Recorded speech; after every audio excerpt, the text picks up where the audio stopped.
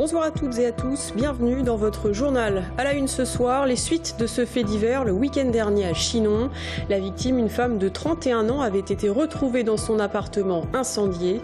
Les enquêteurs sont formels, il s'agit bien d'un meurtre. Opération séduction pour les vignerons du Val-de-Loire à Paris. Ils participaient au premier salon des vins septentrionaux avec un objectif, séduire les marchés étrangers. Un défi de plus pour Ludo le Fou. Après ses 41 Ironman, le Vendemois part à l'assaut du cercle polaire. Nous l'avons rencontré juste avant son départ. Le décès de cette femme de 31 ans ce week-end à Chinon prend donc une nouvelle tournure. L'autopsie a en effet révélé qu'il s'agit bien d'un meurtre.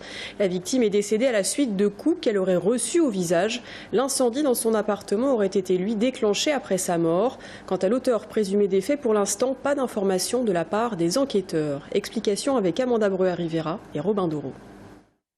Aujourd'hui encore, les gendarmes travaillent sur la mort de Graziella Muro. D'après l'autopsie, la femme de 31 ans a été frappée à mort dans la nuit de samedi à dimanche. Selon le procureur, elle a tenté de se défendre face à de multiples coups au visage. Elle est morte sous les frappes et s'est effondrée entre le salon et la cuisine. Les enquêteurs soupçonnent l'utilisation d'un objet contondant. L'autopsie révèle aussi que la victime était déjà morte avant le départ de l'incendie. Les 2 départs de feu semblent avoir été lancés pour maquiller le meurtre aux alentours d'1 h du matin. L'enquête de voisinage est en cours. Elle faisait rien, elle était sans travail, sans emploi et tout ça. Elle avait juste des histoires de temps en temps avec son ex. Graziella Muro est décrite comme ayant une légère déficience mentale. Elle vivait de son allocation adulte handicapé et rendait visite à son petit garçon de 6 ans et demi, placé dans une famille d'accueil. Graziella s'est récemment séparée du père de son enfant, qualifié selon son entourage de jaloux et violent. Le soir du drame, elle avait, selon ses voisins, un rendez-vous galant. Parce que samedi, je l'ai vue au Leclerc, très souriant et coquette, prête à voir son petit copain. Impossible de savoir si l'ancien compagnon de la victime ou l'homme avec qui elle avait rendez-vous ce soir-là ont été auditionnés. Aujourd'hui, l'enquête se poursuit. Les premiers résultats des prélèvements ADN doivent être connus ce jeudi. Les vins de Loire à Paris pour faire leur promo. Pendant 3 jours, porte de Versailles, plus de 400 producteurs et négociants ont pu échanger lors du premier salon des vins septentrionaux. Un événement que les vignerons du Val-de-Loire n'auraient manqué pour rien au monde. Leurs vins y occupent une place dominante, notamment auprès des étrangers. Les Tourangeaux exportent en effet 20% de leur production. Amanda Breuer-Rivera.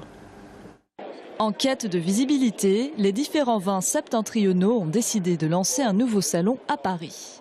Dans leur ligne de mire, la clientèle francilienne et étrangère, comme ce professionnel américain qui ne connaissait pas les vins de Loire.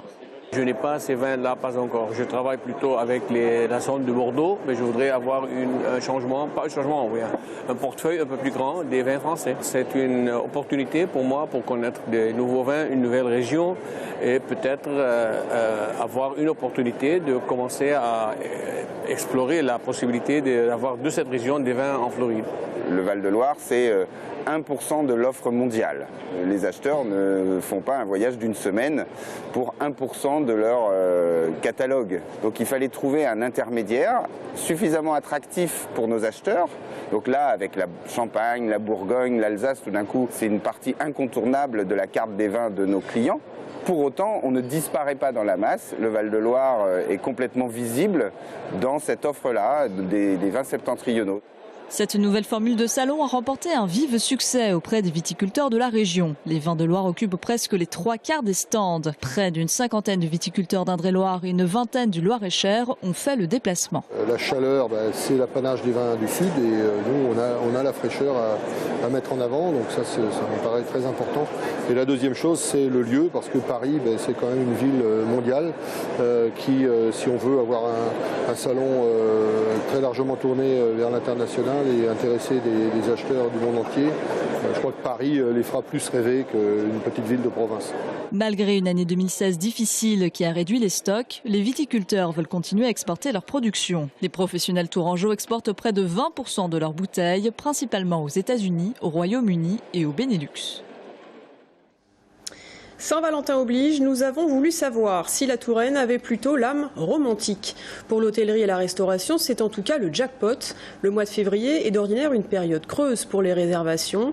Et en ce jour de fête des amoureux, certains tourangeaux et touristes n'hésitent pas à se laisser tenter par un petit dîner aux chandelles ou une nuit au château.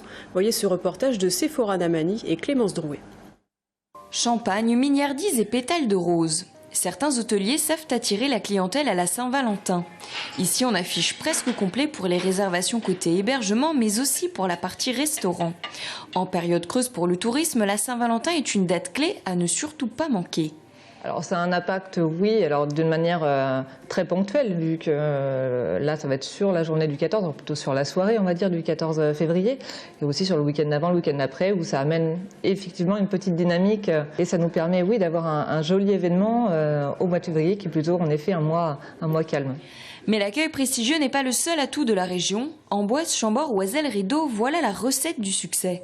Avec leurs abords romantiques, les châteaux attirent toujours autant les amoureux français et étrangers tout au long de l'année. Et on a par exemple le Château Royal d'Amboise qui a développé une petite offre VIP pour amoureux, où donc les gens auront droit en fait à une visite privatisée du château, enfin donc une visite privée avec un guide juste pour le couple, et puis derrière donc un petit buffet avec des coupes de Vouvray pour trinquer à l'amour dans une des tours du château. Et pour permettre aux habitants du Val-de-Loire et aux touristes de mieux connaître les surprises romantiques que leur réserve la Touraine, l'Agence départementale du tourisme vient de créer une rubrique spéciale sur son site internet Touraine Val-de-Love. En bref, c'est le projet de la Croix-Rouge qui a finalement été retenu pour reprendre le foyer Albert Thomas. Placé en liquidation judiciaire en décembre, résidents et salariés s'étaient mobilisés. 4 associations étaient sur les rangs pour remporter l'appel à projet lancé par la préfecture.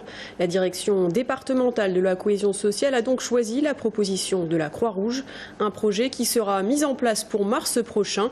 Pour rappel, le foyer Albert Thomas peut accueillir jusqu'à 36 personnes en hébergement d'urgence.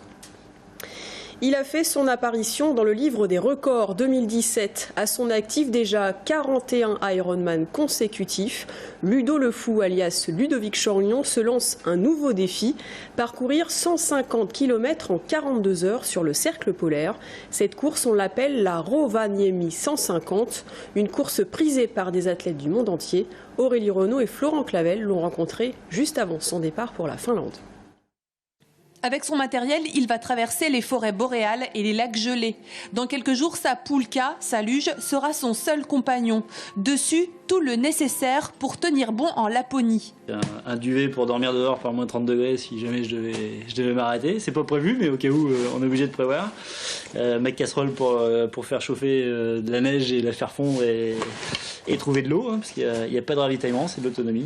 À 46 ans, Ludovic Chorgnon n'en est pas à son premier défi. Surnommé Ludo le Fou depuis qu'il a effectué un record, 41 Ironman en 41 jours, l'athlète sera le seul Français sur cette course particulière dont l'objectif est de parcourir 150 km en moins de 42 heures à vélo, en courant ou en skiant.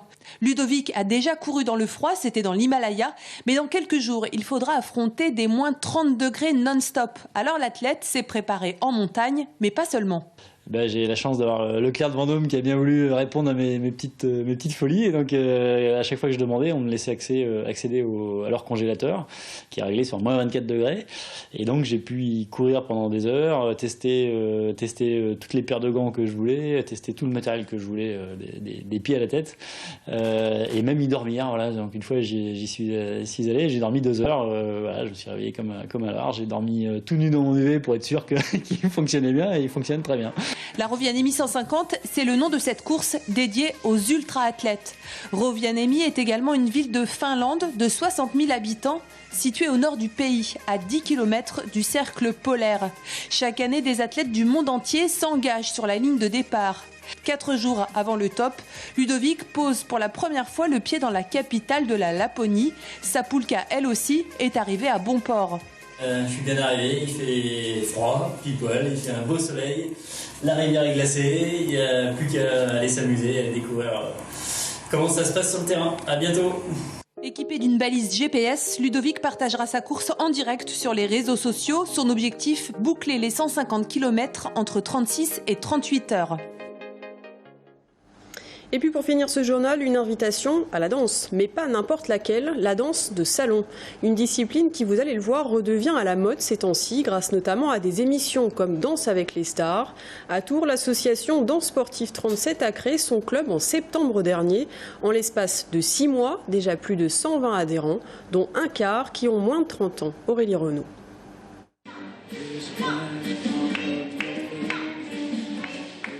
C'est une danse standard.